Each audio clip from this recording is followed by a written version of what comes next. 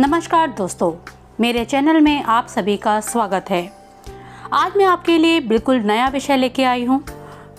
आप सबको पता है कि एनसीईआरटी द्वारा निर्मित शीघ्र ही एक शिक्षा का नया स्वरूप सामने आने वाला है, जिसके अंतर्गत कला के विभिन्न रूपों को, चाहे वो दृश्य कला हो या प्रदर्शन कला यानी कि विजुअल और या परफॉर्मिंग आर्ट, दोनों ही कला रूपों को एक टूल के रूप में इस्तेमाल किया जा सकता है, जिससे लर्निंग को अधिक रुचिकर और प्रभावशाली बनाने में मदद मिल सकती है। इन दोनों रूपों को हम विभिन्न विषयों में आधार बनाकर शिक्षा को और विषय को अधिक रुचिकर बना सकते हैं।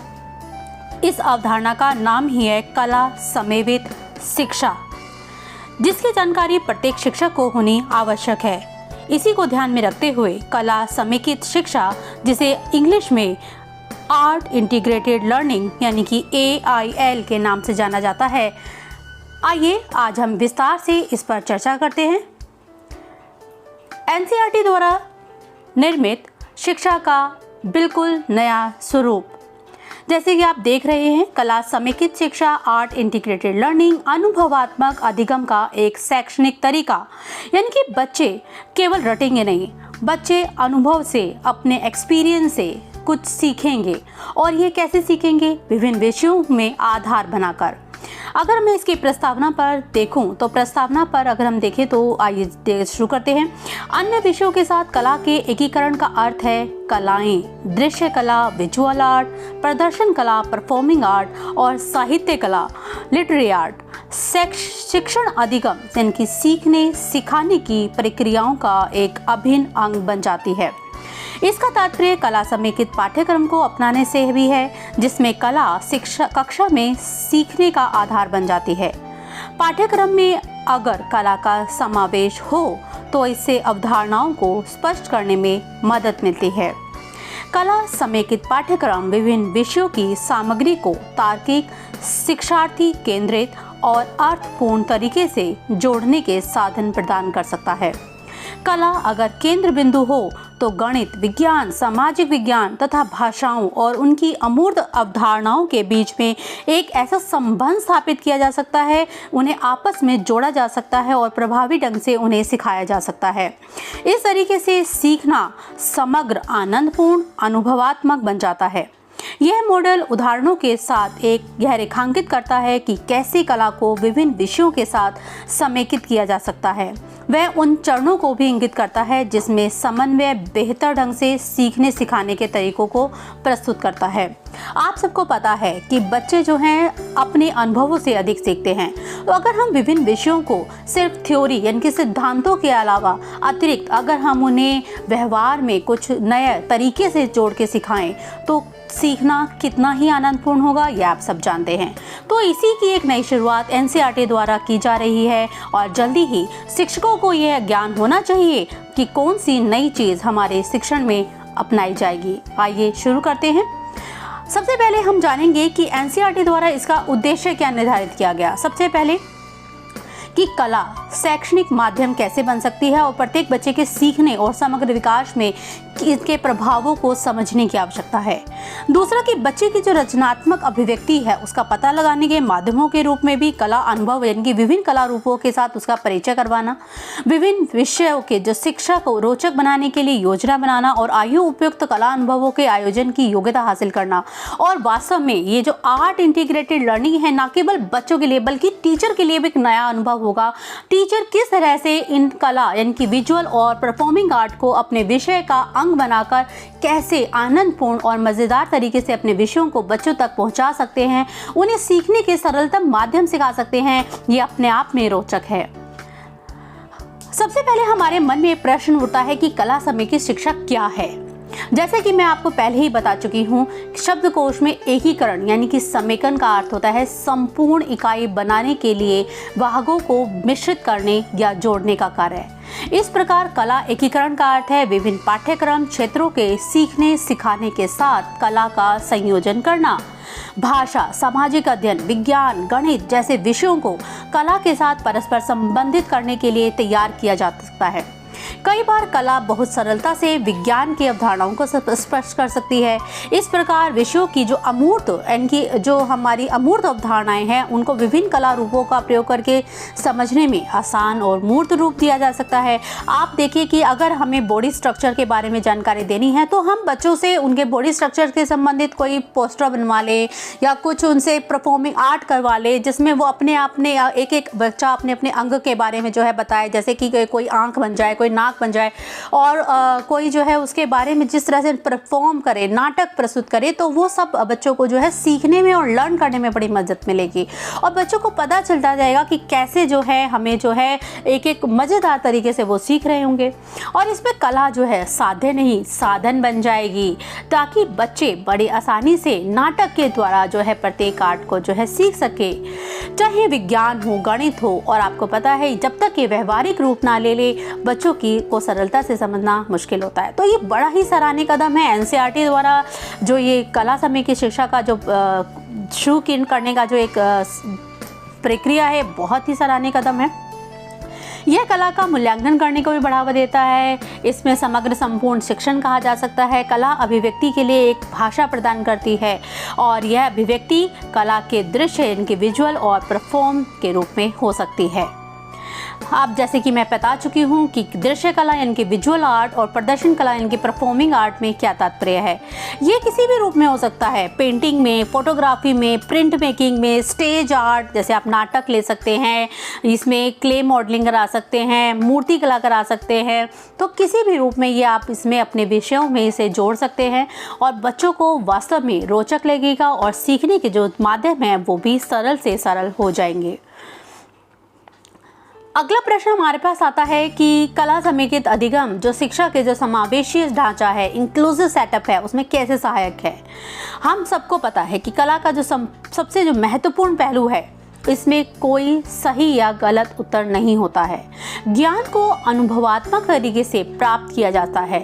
शिक्षित से अशिक्षित, विशेष आवश्यकता समूह से सामान्य समूह या लड़कियों से लड़कों की कला के काम में अंतर करने की आवश्यकता नहीं है क्योंकि कला जो है स्वयं की अभिव्यक्ति है। यह वंचितों के कला के जुड़े कार्यों के माध्यम से अपने अंतरतम की जो भावनाएं हैं व्यक्त करने की मदद मिलती है। इस तरह जो लोग ऐसे समुदाय में संबंध रखते हैं जिसमें सामाजिक बहिष्कार का शिकार होना पड़ता है, वे कक्षा के अन्य लोगों के साथ आसानी से काम कर सकते हैं, क्योंकि कला एक ऐसी यात्रा है जिसमें किसी के पास भी सारे जवाब नहीं होते। कला की जुड़ी हुई गतिविधियां बच्चों को एक दूसरे से जुड़ने में मदद करती है। आप सबको तो पता है कि प्रत्येक बच्चा अपने आप में यूनिक है और अपने आप में यूनिक होने के कारण सबका अपना अपना सीखने का तरीका है। अगर हम सिर्फ लेक्चर मेथड के माध्यम से कक्षा में जो है अपने पाठ का पठन करा रहे हैं तो शायद हो सकता है कि कक्षा के 40 बच्चों में से 10 बच्चे उसको बड़े अच्छे से सीख लें, लेकिन बाकी बच्चों का क्या? उनके लिए हो सकता है कोई बच्चे देख के लर्न करना चाहते हों, कोई सुन के लर्न कर सकते हैं, कोई जो है 2 बार लर्न कर सकते हैं देख के। तो हमें हर पहलू को जो है उसे ध्यान में रखते हुए कला को जो है अपने शिक्षण का आधार बनाने की आवश्यकता है। मैं एक बात और बता देती हूँ कि 14 मई को इसके लिए सीबीएसई द्वारा जो है सर्कुलर भी जारी किया जा चुका है, जिसे आप सीबीएसई की वेबसाइट पर जाकर देख सकते हैं। और यह वास्तव में बच्चों के लिए सीखने का अत्यंत सरल माध्यम है। कई बार बच्चे हम देखते हैं कि पोस्टर से जो है ज़्यादा सीखते हैं या उसमें ड्राइंग बनाकर उसमें कला से ज़्यादा सीखते हैं, या अगर हम बच्चों को बारिश का अनुभव करा रहे हैं और बारिश की कोई कविता लर्न करा रहे हैं तो उसे कक्षा में बैठने की आवश्यकता नहीं है, उसे मैदान में ले जाओ, स्कूल के ग्राउंड में ले जाके वर्षा के पानी में जब बच्चे भीगेंगे और फिर स्वयं से अपनी एक रचना करेंगे तो उसका आनंद ही कुछ और होगा। तो वास्तव में कला समय की शिक्षा का जो आधार है वो बहुत व्यापक है। सीखने का जो प्रतिफल है, क्या रिजल्ट आता है, आइए इस पे डिस्कस कर लेते हैं। एक विषय के रूप में कला और एक शैक्षणिक दृष्टिकोण के रूप में कला में अंतर कर पाना, यह समझ पाने में कि कला समय की शिक्षा AIL छात्रों में समग्रता से सीखने को कैसे बढ़ावा दे सकती है। इसके लिए हमें कई योजनाओं को तैयार करना पड़ेगा, जैसे शिक्षकों को भी इसके लिए प्रशिक्षण देने की आवश्यकता है, कुशलता को लगाना, नई तकनीकी, नए उपकरणों की आवश्यकता होगी जो वास्तव में ही सराहनीय होगी। और अगर हम इन्हें अपनी कक्षाओं में अपने अध्ययन में हमने बच्चों के शिक्षण के लिए जो है इसे लागू कर सकें तो इससे सराहनीय कदम और कोई नहीं हो सकता। IAL, AIL में कला शिक्षक या शिक्षकों की भूमिका क्या होनी चाहिए, इस पे हम विचार करते हैं। AIL विद्यालय शिक्षा के सभी स्तरों पर आनंदपूर्ण और अनुभवात्मक तरीके से सीखने के रूप में कला को बढ़ावा देते हैं, जिसमें कला शिक्षकों सहित हर शिक्षक को कला का उपयोग एक माध्यम के रूप में करने के कौशल को समझने की आवश्यकता होती है। AIL में कला शिक्षकों को दोहरा काम करना होगा, जैसे कला को एक विषय के रूप में पढ़ाने और सीखने के दौरान AIL का प्रयोग करना, समूह शिक्षण प्रणाली के तहत योजना बनाने और कक्षा में शिक्षा में विषय शिक्षकों की मदद करना। AIL ने कला शिक्षकों की मौजूदा भूमिका में अतिरिक्त जिम्मेदारी भी शामिल कर दी है, लेकिन मुझे पूरा यकीन है कि शिक्षक इस कदम से जो है अत्यंत प्रसन्नित होंगे और अपने जिम्मेदारियों को निभाते हुए बच्चों के लिए वो काम करेंगे, बच्चों के लिए कुछ ऐसा करेंगे जो वास्तव में बच्चों के लिए जो है मददगार सिद्ध होगा। मैं कुछ उदाहरण से आपके सामने प्रस्तुत कर रही हूँ, जैसे कि मैं आप देख रहे हैं कि मैंने एक अंग्रेजी विषय कक्षा 8 का लिया है और हमारा विषय है अ शॉर्ट मानसून डायरी। तो इसमें हम बच्चे क्या कर सकते हैं, इस चैप्टर को, इस पार्ट को पढ़ाते वक्त जो है, अगर ये उच्च माध्यमिक, एक तो हमें ध्यान रखना चाहिए कि कौन सी क्लास का है, कक्षा 8 का है, ठीक है, अध्याय है। फिर ये उच्च माध्यमिक प्राथमिक जो है वह अंग्रेजी विषय का है। तो शिक्षार्थी के लिए हम क्या कर सकते हैं, स्कूल और सार्वजनिक स्थान जैसे कि रेलवे स्टेशन है, बाज़ार है, हवाई अड्डे है, सिनेमा हॉल है के निर्देशों घोषणाओं का पालन करना और उनके अनुसार कार्य करने के लिए हम बोल सकते हैं। विभिन्न संदर्भों और स्थितियों से प्रश्न पूछा जा सकता है। बातचीत के दौरान हम शब्दावली और सटीक वाक्यों का प्रयोग करने के लिए जो है कौतूहल उत्पन्न कर सकते हैं। वार्तालाप गतिविधि, कविता पाठ, नाटक, वाद विवाद, भाषण, व्याख्यान, प्रश्नोत्तरी आदि में भाग ले सकते हैं। ठीक है, कहानियाँ और उनके वास्तविक जीवन से जुड़े हुए अनुभव उनसे सुनते हैं। अगर कहते हैं जैसे हम तुलना करना सिखाते हैं, समानताएं सिखाते हैं, तो बच्चों के जो जीवन को से जोड़ने के जो हम प्रयास हमारा होता है वो ही हमारा इसमें है। तो हम बहुत सारी चीज़ें जो है अपने आर्ट से जोड़ सकते हैं। मैंने कुछ जो है गतिविधियाँ इसमें शामिल की हैं। आइए हम एक गतिविधि लेते हैं। जैसे कि पहली गतिविधि है, 10 मिनट की गतिविधि है, बारिश का एक दिन। अगर हम बारिश के एक दिन का अगर अनुभव बच्चों को वास्तविक जीवन से कराएं, आप सबको पता है जून जुलाई में जो है बारिश आनी शुरू हो जाती है और इन विषय को कक्षा में बैठ के नहीं पढ़ाया जा सकता। बारिश के एक दिन का अनुभव, और बारिश अगर वो बहुत ही उत्तम होगा अगर आपके समय स्कूल में कक्षा में उसमें पढ़ाते वक्त अगर बारिश बाहर आ रही है और हम उन्हें वहाँ बारिश के बूंदों के साथ ले जाएं और बारिश की बूंदों की ध्वनि निकालने के लिए कहें कि बारिश की बूंदें कैसे गिरती हैं, बारिश में भीगने का एक नाटक करें और हम सब खड़े होते हैं, उंगलियों से ताली बजाते हुए ध्वनि निकालें और 2 उंगलियाँ, 3 उंगलियाँ, 4 उंगलियों के साथ अगर हम समन्वय स्थापित करें और फिर उनसे कहें कि अब तुम इस पर एक कविता लिखो और अपने अनुभव को लिखो, आज बारिश का एक दिन कैसा रहा। तो आप सोचो कि बच्चों के जो खुद के जो अनुभव हैं, जो खुद के उन्होंने फील किया है, महसूस किया है, उसका वो अनुभव कितनी सुंदरता से लिखेंगे। नवीन शब्दों को आप उसमें जोड़ने में मदद कर सकते हैं। आप जो शिक्षक होता है वो एक फैसिलिटेटर के रूप में काम करे, वो उसके जो है एक फैसिलिटेट कराए, वातावरण में उत्पन्न कराए ताकि बच्चे अपने अनुभवों से सीखने में उन्हें मदद मिले। तो जो हमारी जो शिक्षा प्रणाली है उसमें थोड़ा सा बदलाव की ज़रूरत है। शिक्षक अपने आप को एक्सपर्ट ना समझे, शिक्षक बच्चों को उनके अनुभव से सीखने दे, एक फैसिलिटेटर की भूमिका वो अदा करे, तो तब देखेंगे कि वास्तव में जो है वो बहुत अच्छा सीखते हैं।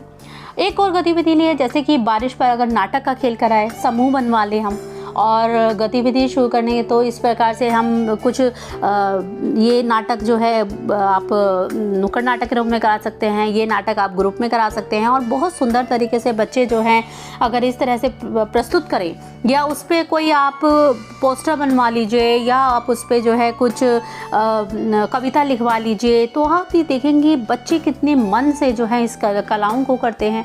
उस पर उनकी छोटी सी पिक्चर बनवा लीजिए जो कि बारिश में भीगने का अनुभव पे लिखेंगे, तो उस पर एक उनकी पिक्चर बनवा लीजिए, एक आर्ट। तो चित्र वर्णन जिस तरह से आप जो है बच्चे के अनुभवों को, वास्तविक अनुभवों को जो है इससे जोड़ पाएंगे और बच्चे अपने अनुभव से सीखेंगे, जो बहुत इम्पोर्टेंट है। एक और गतिविधि ली, जैसे कि मैंने लिखा पोस्टर बनवाना। आप पोस्टर बनवा सकते हैं। आज अर्थ डे आया है, अर्थ डे के ऊपर आप पोस्टर बनवा सकते हैं। तो बच्चे अपने आसपास जो वातावरण में देखते हैं, जिस तरह की परिस्थितियों को देखते हैं, उस पर वो है पोस्टर बना सकते हैं। पोस्टर बहुत ज़रूरी है, जिसमें बच्चों की जो अभिव्यक्ति है, अपने मन की जो अभिव्यक्ति है वो प्रकट होती है। विचार विमर्श कर सकते हैं, क्विज़ खेल सकते हैं, एक वाद विवाद हम शुरू कर सकते हैं। तो बच्चों के अंदर रचनात्मकता विद्यमान है। हम ये नहीं कहेंगे कि टीचर उत्पन्न करता है, बच्चों के अंदर ऑलरेडी वो चीज़ें होती हैं। उन्हें टीचर सिर्फ एक फैसिलिटेटर के रूप में उन्हें उभार कर आगे लाना ही टीचर का काम है। और अगर टीचर अपने विषयों को इन कलाओं से जोड़कर, विजुअल आर्ट या फिर इसमें परफॉर्मिंग आर्ट से जोड़कर अपने विषय को पढ़ाता है, तो वास्तव में वो विषय बच्चों के अनुभवों को जो है यूनिक, अनोखा बना देता है और वो वास्तव में उनके लिए मददगार सिद्ध होंगे। तो अगर टीचर का जो भूमिका है वो वास्तव में बहुत महत्वपूर्ण है, और इसीलिए शायद एनसीईआरटी ने अपने शिक्षण में जो है इस नए रूप को लाने की प्रयास किया है। मैं पहले बता चुकी हूँ, 14 मई को सीबीएसई द्वारा ये सर्कुलर जारी हो चुका है और जल्दी ही ये जो है आपके स्कूलों में भी लागू होगा। तो आपको जानना बहुत ज़रूरी है वास्तव में शिक्षा, समेकित शिक्षा क्या है। तो यदि आपको मेरा वीडियो पसंद आया है और आपको काफ़ी कुछ जानकारी मिली है, शिक्षा समेकित शिक्षा क्या है, उसको कैसे प्रयोग करना है, कौन कौन सी गतिविधियों में आप इसमें शामिल करके बच्चों को जो है लर्निंग को मददगार बना सकते हैं, तो प्लीज़ मेरे वीडियो को लाइक कीजिए, सब्सक्राइब कीजिए, शेयर कीजिए। अगले नई वीडियो के साथ मैं फिर हाजिर होंगी। तब तक के लिए